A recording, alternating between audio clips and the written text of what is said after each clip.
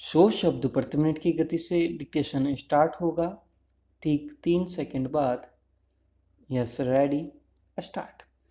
अंतर्राष्ट्रीय मुद्रा कोष, एशियाई विकास बैंक और संयुक्त राष्ट्र ने कहा है कि इस साल भारतीय अर्थव्यवस्था फिर तेजी पकड़ेगी।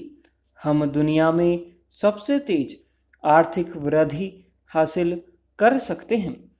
इसके लिए उलट वैश्विक वित्तीय कंपनी क्रेडिट सुइस की भारतीय इकाई का अनुमान है कि चालू वित्त वर्ष भारतीय अर्थव्यवस्था के लिए ढीला रह सकता है।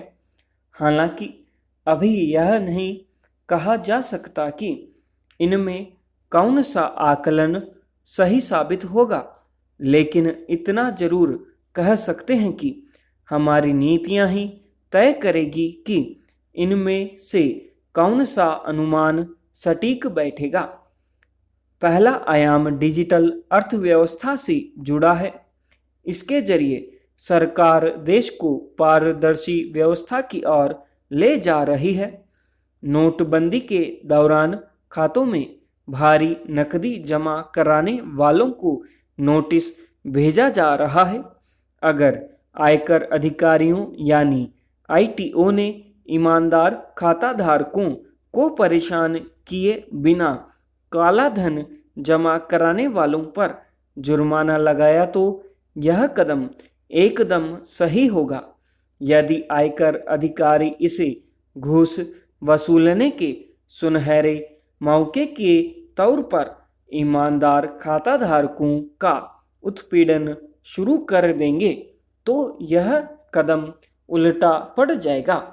उस स्थिति में ईमानदार खाताधारक का पूरा ध्यान अपने बचाव में लग जाएगा और उसकी व्यापारिक गतिविधियों की गति बाधित ही होगी।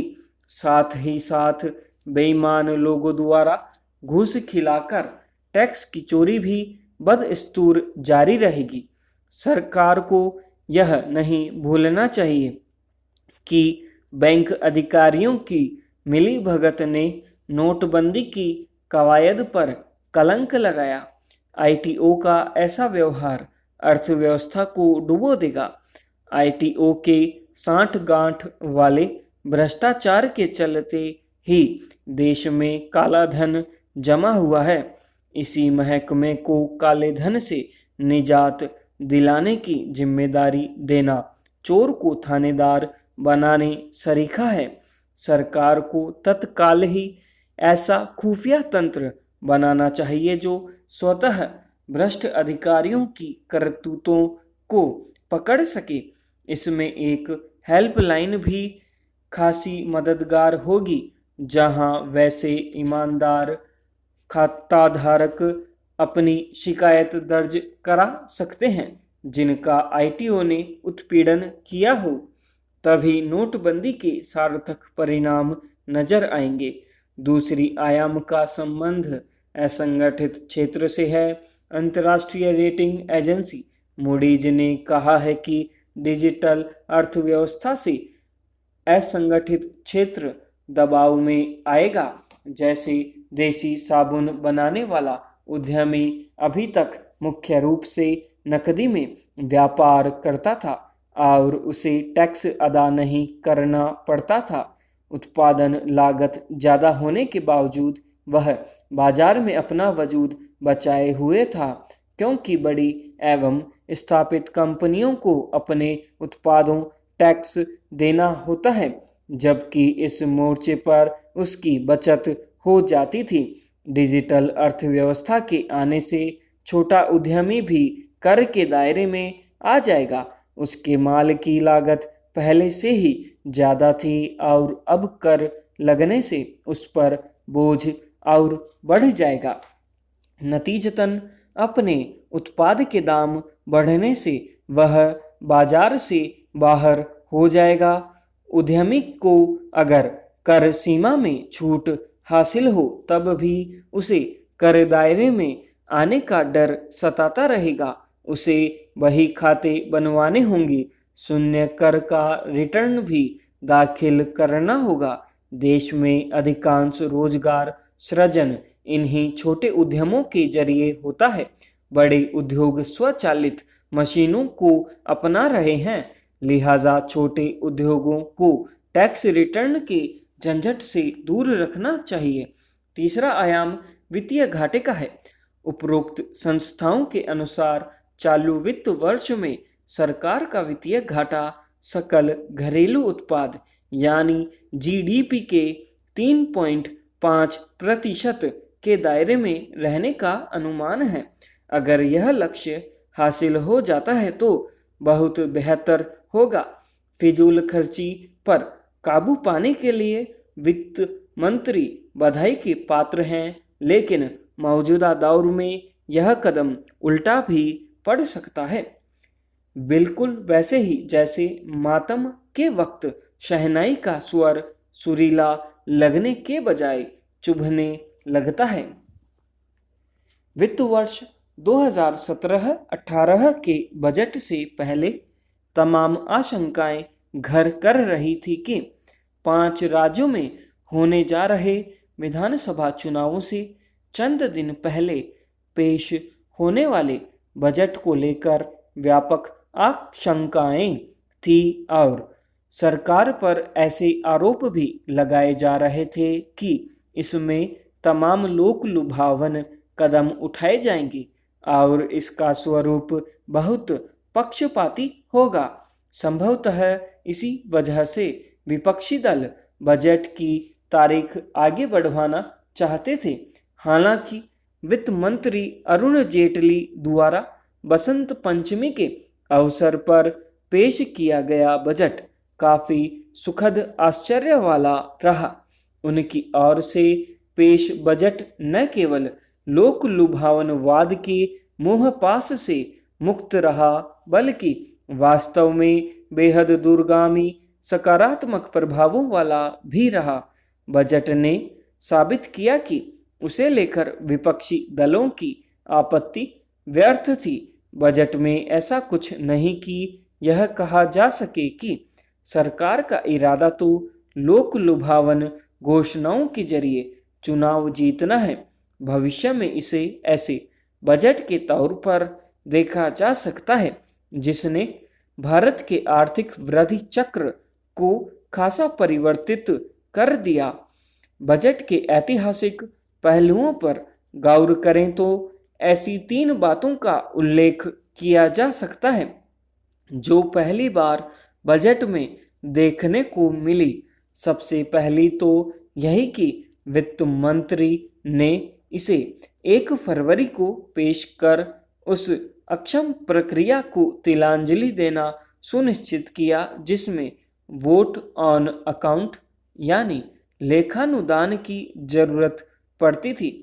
अब चालू वित्त वर्ष के अंत तक वित्त विधेयक को स्वीकृति मिल जाएगी। दूसरी प्रमुख बात यही कि इसमें योजनागत और योजनागत व्यय के बीच अंतर को खत्म कर दिया गया जो बेवजह की बनावटी परिपाटी बनी हुई थी। इसे खत्म करने से अब पूंजीगत और राजस्व व्यय हिस्सेदारी की बेहतर तस्वीर सामने आएगी। यहाँ पर यह गौर करना उल्लेखनीय होगा कि राजकोषीय घाटे को जीडीपी के 3.2% तक लाने और इसके साथ ही राजस्व घाटे का 1.8% तक घटाने में वित्त मंत्री ने निवेश और रोजगार सृजन को प्रोत्साहन देने की दिशा में जबरदस्त दूरदर्शिता और जिम्मेदारी का भाव दर्शाया। तीसरी बात का ताल्लुक रेल बजट को आम बजट में समाहित करने से जुड़ा है। इस प्रकार अलग से रेल बजट पेश करने की औपनिवेशिक परंपरा को खत्म कर दिया गया। रेल बजट को आम बजट का हिस्सा बनाने से समूचे परिवहन क्षेत्र के लिए व्यापक नीति बनाने की गुंजाइश मिली है। यह बहुस्तरीय परिवहन तंत्र के तेज विकास को गति देगी। समूचे परिवहन तंत्र के लिए आवंटन बढ़ाकर 2.41 लाख रुपए कर दिया गया है, जो इस क्षेत्र के लिए अभी तक का सबसे बड़ा आवंटन है। इस बजट के मुख्य रूप से 3 बुनियादी लक्ष्य भी हैं। यह बजट बेहद अहम घरेलू निवेश को फिर से पटरी पर लाना चाहता है, जिसकी रफ्तार मंद पड़ गई है। इसके लिए बजट में सरकारी पूंजीगत निवेश में 24.5% का भारी इजाफा किया है। यह बढ़ोतरी इस उम्मीद के साथ की गई है कि इससे निजी निवेश में तेजी आएगी। इसी कड़ी में सालाना 50 करोड़ रुपए से कम कारोबार वाले छोटे एवं मझोले उपक्रमों यानी MSE के लिए कारोबारी निगम कर की दर 30% से घटाकर 25% कर दी गई है। इनके अतिरिक्त कारोबार की राह सुगम बनाने पर भी खासा जोर है। इन कदमों से भारत में तकरीबन 96% कंपनियां सकारात्मक रूप से प्रभावित होगी और उन्हें नई गति मिलने के साथ ही रोजगार सृजन की व्यापक संभावनाएं बनेगी। ये 96% कंपनियां रोजगार के नए अवसरों को पैदा करने का काम करती है। इनका दायरा हर तरह की आर्थिक गतिविधियों तक है। इनमें सूचना प्रौद्योगिकी, रक्षा, चमड़ा, सामान्य इंजीनियरिंग तो है ही, सेवा क्षेत्र भी है। कर में रियायत से उत्साहित ये कंपनियां अच्छी संख्या में रोजगार पैदा करने का काम कर सकती है। यह था 100 शब्द प्रति मिनट की गति से अभ्यास। आपने किया सिर्फ स्टेनोग्राफी के माध्यम से। इसकी PDF आपको व्हाट्सएप और टेलीग्राम पर दे दी जाएगी। मिलते हैं नेक्स्ट डे नेक्स्ट डिक्टेशन के साथ में। तब तक के लिए जय हिंद, जय भारत।